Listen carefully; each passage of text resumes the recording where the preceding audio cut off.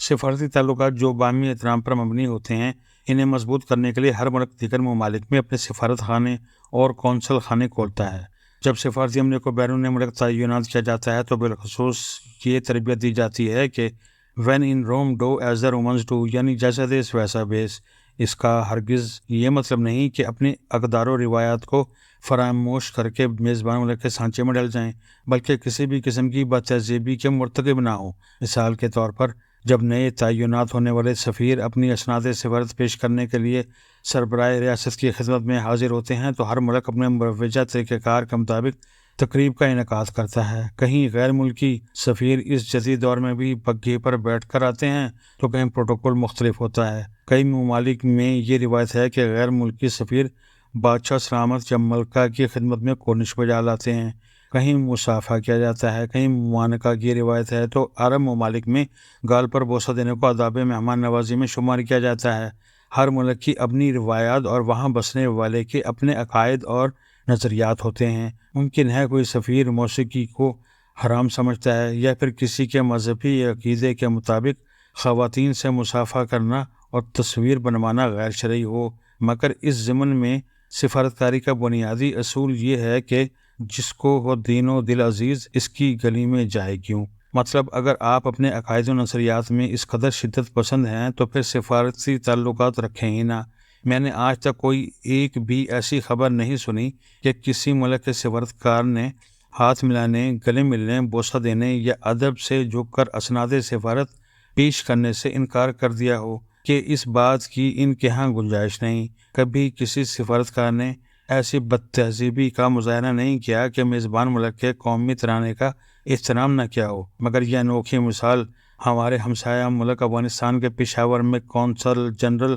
محب اللہ شاکر نے وزیر اعلیٰ خیبر پختونخوا علی امین گنڈاپور کی موجودگی میں قائم کی، جب وہ اور ان کے ساتھی قومی ترانہ بجائے جانے کے وقت کھڑے ہونے کے بجائے بیٹھے رہے۔ جہاں افغان قونصل جنرل کی اس غیر مہذبانہ اور سفارتکاری کے مروجہ اصولوں کے برعکس کی گئی گھٹیا حرکت پر غم و غصے کا اظہار کیا جا رہا ہے، وہاں ہمارے کچھ نادان دوست کئی غیر متعلقہ مثالیں اور بھونڈے دلائل دے کر اس کا دفاع کرنے کی کوشش بھی کر رہے ہیں۔ کہا جا رہا ہے کہ فلاں تقریب میں فلاں بیوروکریٹ نے بھی تو یہ حرکت کی تھی۔ ڈاکٹر اسحاق احمد کہا کرتے تھے کہ جھنڈے کو سلامی دینا، قومی ترانے کے احترام میں کھڑے ہونا، یہ سب شرک ہے، اور پھر اس دلیل میں وزن ڈالنے کے لیے اقبال کا شعر پیش کر دیا جاتا ہے کہ ان تازہ خداؤں میں بڑا سب سے وطن ہے، جو پہرن اس کا ہے وہ مذہب کا کفن ہے۔ ارے بھائی، اقبال کی شاعری تو ایسی فروٹ چاٹ اور مکس اچار ہے کہ اس میں ہر پھل کی آمیزش ہے۔ اقبال نے تو سارے جہاں سے اچھا ہندوستان ہمارا بھی لکھی، اقبال نے تو ملکہ وکٹوریہ کی ریلت پر بھی نظم لکھی۔ کوئی بھی شاعر ہو، اس کے کلام کو اس وقت کے حالات و واقعات کے تناظر میں دیکھنا چاہیے۔ جہاں تک ڈاکٹر اسحاق احمد کے افکار و خیال کا تعلق ہے، اس بات پر ہو سکتی ہے ایک سے زائد آراء ہو سکتی ہیں۔ مثلاً رمضان المبارک کے دوران دن کے وقت سرعام کھانا پینا ٹھیک ہے یا غلط، اس پر ہمارے معاشرے میں اختلاف رائے موجود ہے، لیکن فی الوقت قانون یہ کہتا ہے کہ احترام رمضان آرڈیننس کے تحت روزے کے اوقات میں سرعام کھانا پینا جرم ہے اور ایسا کرنے والوں کو جرمانہ کیا جا سکتا ہے۔ اب اگر کوئی پاکستانی شہری اس کی خلاف ورزی کرتا ہے تو یہ کوئی غیر معمولی بات نہیں ہوگی اور قانون کے مطابق اس سے نمٹا جا سکتا ہے، لیکن اگر کوئی غیر ملکی سفیر اس طرح کی حرکت کا ارتکاب کرتا ہے تو اسے سفارتکاری کے مروجہ اصولوں کی خلاف ورزی سمجھا جائے گا۔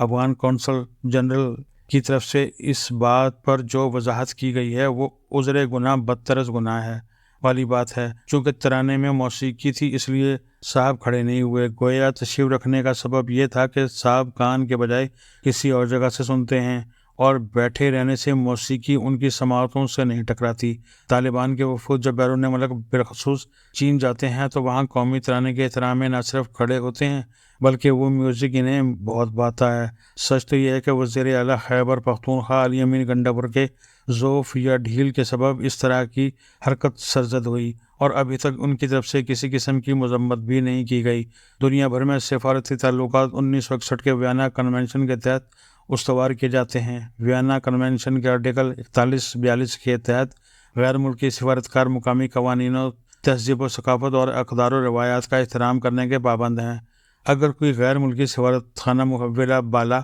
آرٹیکل سے روگردانی کا مرتکب ہوتا ہے تو وینا کنونشن کے آرٹیکل 9 کے تحت اسے پرسونا نان گراٹا یعنی ناپسندیدہ شخصیت قرار دے کر ملک چھوڑنے کا حکم دیا جا سکتا ہے۔ لہٰذا محب اللہ شاکر نامی اس شخص کو مقامی اقدار و روایات کا احترام نہ کرنے پر فوری طور پر ملک بدر کیا جائے، اور طالبان حکومت جسے ابھی تک پاکستان سمیت کسی ملک نے سفارتی سطح پر باقاعدہ قبول نہیں کیا، اسے بتایا جائے کہ آئندہ پاکستان بھیجے جانے والے سفارتکاروں کو سفارتکاری کے آداب اور بنیادی اصول سکھا کر بھیجا جائے۔